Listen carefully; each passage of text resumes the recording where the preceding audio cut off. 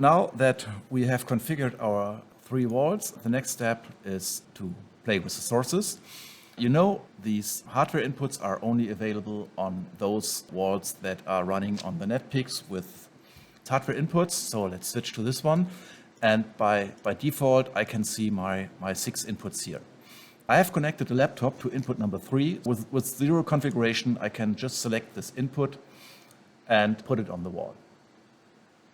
If I want to change this name here and maybe also the category. So you see here, we have a category executor, and under this category, we have the executor netpicks. So we could have other netpicks in our network. Then I will see those executors here as well with the input that are related to that machine. But in this particular case, I have only this one. So if I go back to setup and click on my sources, then I see here by default, this is the executor sources and this is the netpicks, and I have here my input number 3. This is where I have connected my laptop to. If I click on edit, then I can change this name, for example, to laptop, and I can also change the category of this particular input. So let's say I want to use not this executor and netpicks. Let's say I want to have a category hardware input. You also see here, you remember I've chosen input number 3, but here this has the ID 2. And this is because the ID is counting from 0 while the input are numbered from 1. So that's the reason why we have this different number here. I have to select the owner of this hardware input. So in this case, it has to be the netpicks. If I select the EPU here, it will not work because the EPU does not have this input. Also, what I can do here is I can set a rotation in 90-degree steps if I want to. So if I click OK now, so let's see what happens. Go back to my screen here, and you see now I have a new list here, hardware inputs, and here I see my laptop. And I can put this here on my screen. So let's create another source. Let's say I want to add a cast source. You remember eyeUNIFY cast sources are sources where a desktop is captured, and we are using VNC protocol to transfer the desktop content via network and make it available on our wall. Let's say the name of this PC where the cast is installed is, let's say, PC1, and I want to have it in the category cast, and the address of this cast source is 8. So the port is 5900 and the password is whatever you set as password for the cast source. And let's add a second cast source, PC2, category should be the same, cast. The address is this one, port is 5900 and password is here. So now I have my 2 additional sources, and now I have here a new entry cast, and under this entry I can find my 2 PCs. So if I select the source, you see if I hover over the wall that I've selected, then by default the size of the source is exactly 1 rectangle of my graphical presentation. And if I click on this position here, I see my cast source there on the screen. Of course, I can move this and I can resize this and can change the aspect ratio if I want, scaling, and so on. Another handy feature is if I want to add a source here, now by default it's, as I told you, it's 1 rectangle. If I push the 2 key, the key with the 2, then the size of my source is by default just half of this, or 3 is just a third, or 4 is just a fourth. So let's say if I want to add 4 sources here in this single screen, then I can just hit the key number 2, and then I have exactly a quarter of my screen size and can add another source here. For example, do the same with the laptop, and at the moment I have only these 3 sources available. What you also see here, that in the GUI that you see a preview of the of the laptop. So for RGB sources, you can see a preview if we set this window preview option here on the top. If I switch this off, I just see the name of the source. And if I switch this on, I can see the preview of the source here. But this works only for hardware inputs. I can also click here on the wall preview. And the wall preview shows me the whole content of the wall.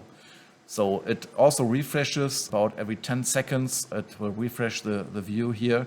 This is very useful if you need to check what is on the wall, but you are located on a position where you have no view on the wall.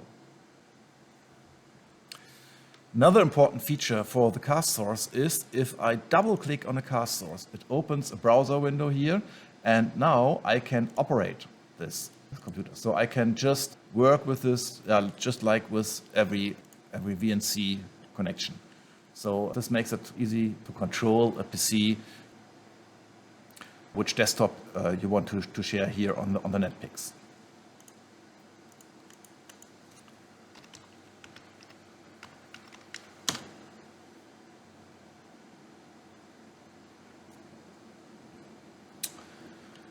I can also open this in a new tab window. So in that case, I have a new tab, and I can also scale this so that it fits on my screen.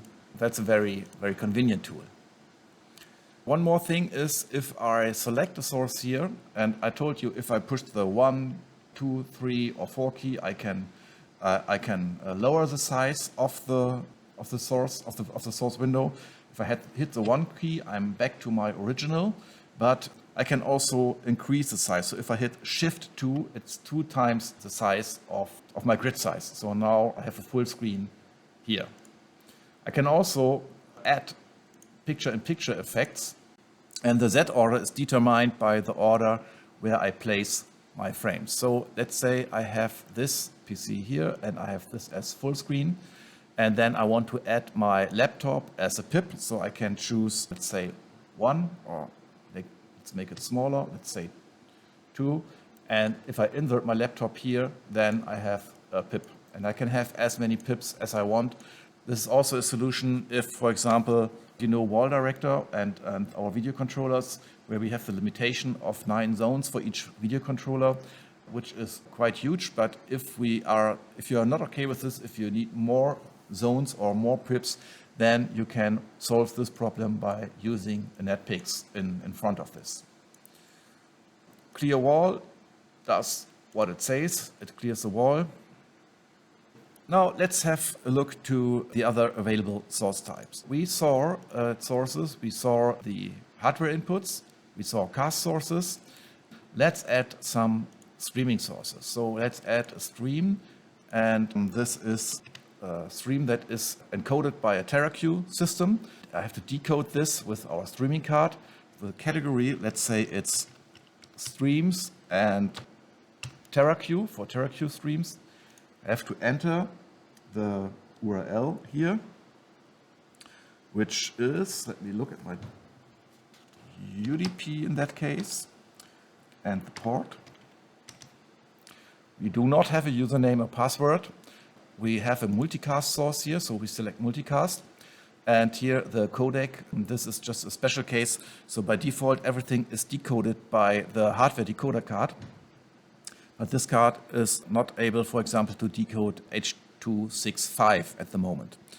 So if you have a stream that is H.265, then you can enter H.265 here in this field, and then the software decoder is used. But this is only usable if you need to decode a very small number of streams, let's say 1 or 2, because the NetPicks core is not designed to do heavy software decoding. So we use these hardware cards for that. So I click OK and add a second source. This is Layout 2. Category is the same, streams TerraQ, and this is UDP and also multicast.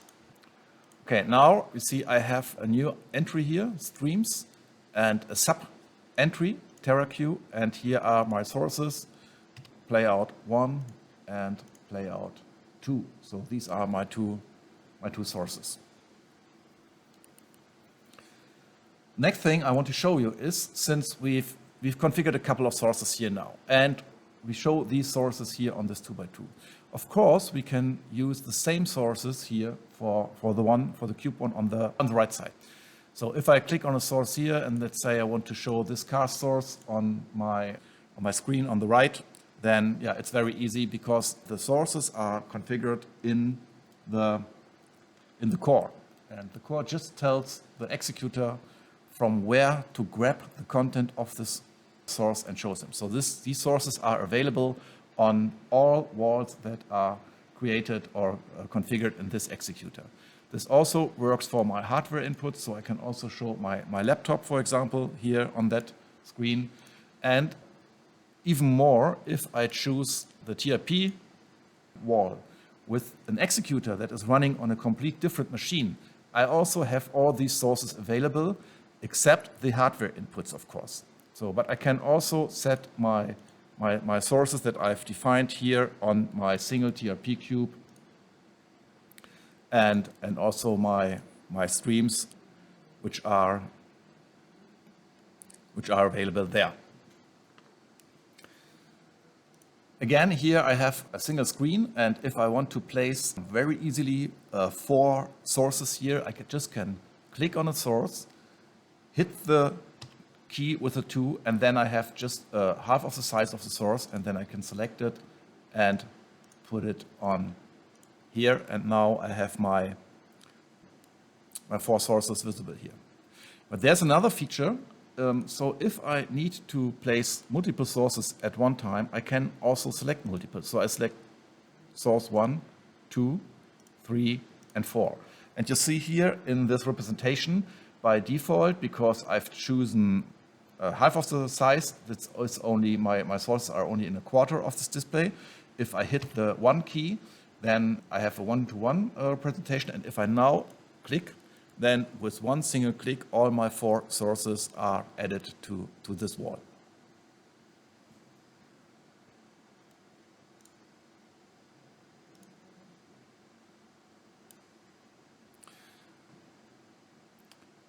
Okay, then let's see what else we can do with the sources. So if I have a source here on my, let's switch to the wall in the center.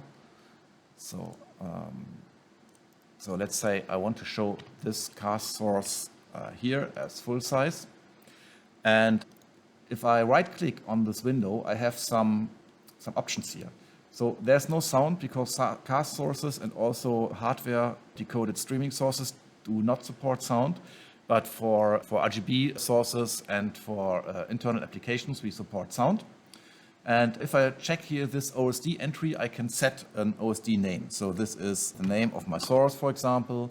Set a size. I will make it quite big that we can see something here. I can select a forecolor and also a back color of this source name, of this OSD text. And if I click OK, then you see it's still the font size is still too small to have a good view here on your screen. So now I've changed this to 200, and now you see on the screen here on the top we have this OSD text available here. So, but these text messages are related to the sources that are placed here on the wall, or they are related to the layout. So when I put the source again on the screen, the OSD text disappears. What I also can do is I can define these options in the source definition. So if I go to cast and go to edit, you see I have the same options here. So I can do cropping and crop the source. I can set an OSD here. Let's say TC1 size, let's make it even bigger, 250, red and white. Okay. And I want to set a border, a blinking border, for example, with these colors. And if I now press OK and put this source here on my wall, then we see we have these blinking border and we have these OSD text. So these properties are defined in the source now. And every time I put this source on any wall, I have this OSD message and the border that we defined.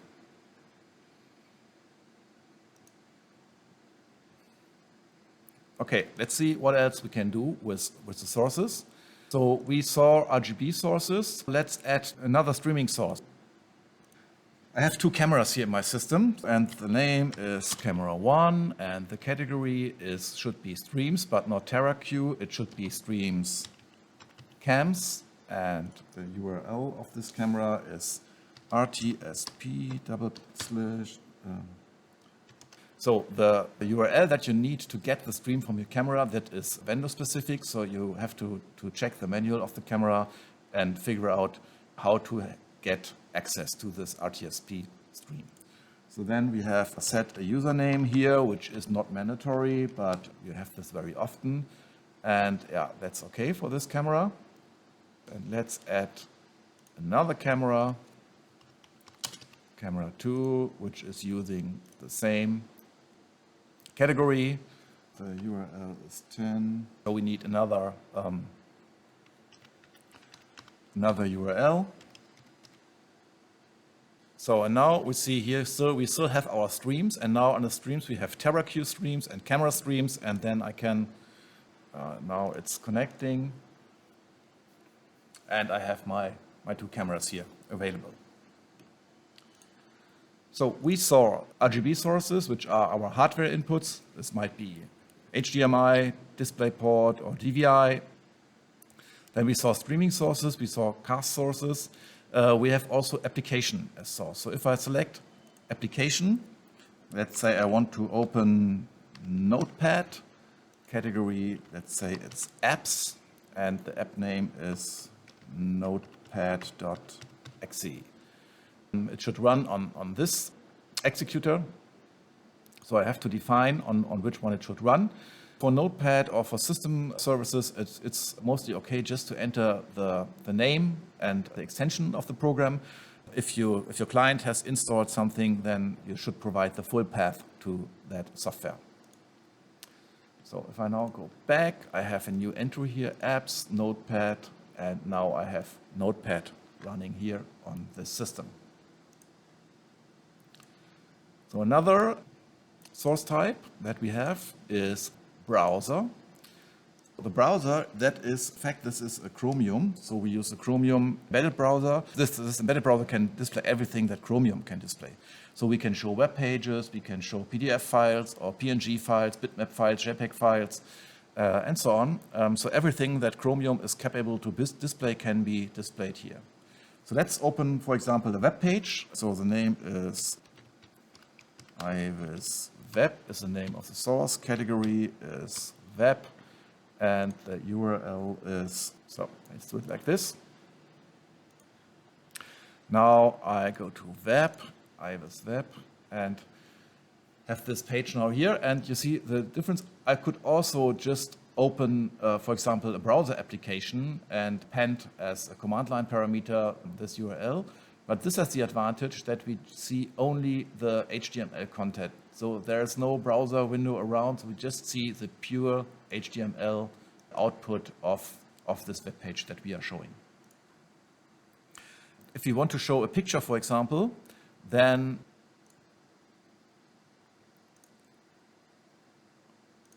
you can do this also. Let's say picture, and then category, let's say this is pics. And then here we need to provide the full path to the picture. So we have to enter something like C, users, and wherever your pictures are located. So the next source type is the carousel. So the carousel is a source type that loops through a number of sources and displays them. So let's say here we will see all our streams, all streams in one source window which are displayed alternating. So the category should be streams because it's in the streams category. And now I select what kind of sources I want to show here. So I select my TerraQ playout 1, and I want to have playout 2, and then I want to add camera and second camera, for example. And here with these arrows, I can just change the order, or I can delete it. I have a preload time and a display time. Yeah?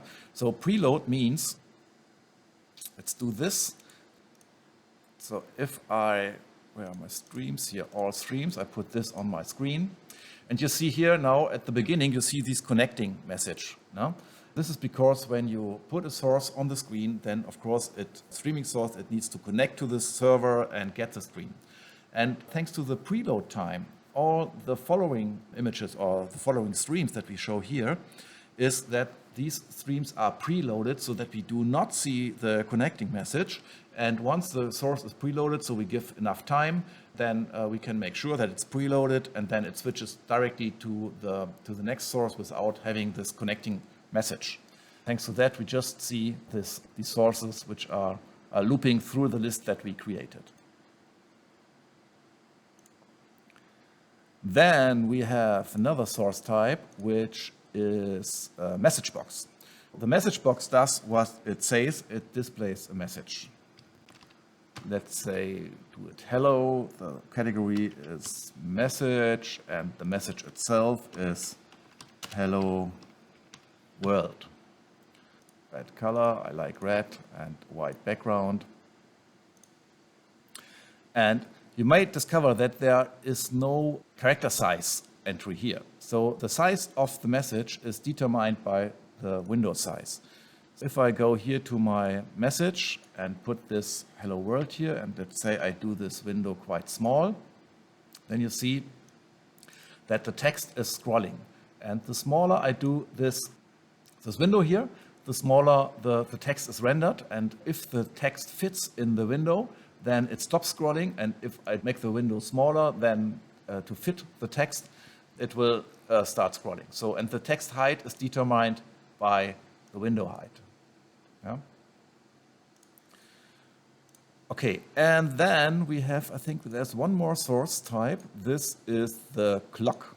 And with the clock, I can put a clock on my wall. Can have as many clocks as I want. So let's do one with the Berlin time zone. And also I want to have red characters, and let's say I stay with a black background. If I put this, where's the clock there? If I put this here on my screen, you see I have the clock here. Also, the size of the numbers is determined by the size of by the height and by the size of the window. Of course, I can put this on top of another source. For example, I can do something like this. Yeah. Okay, so these are the source types that we support.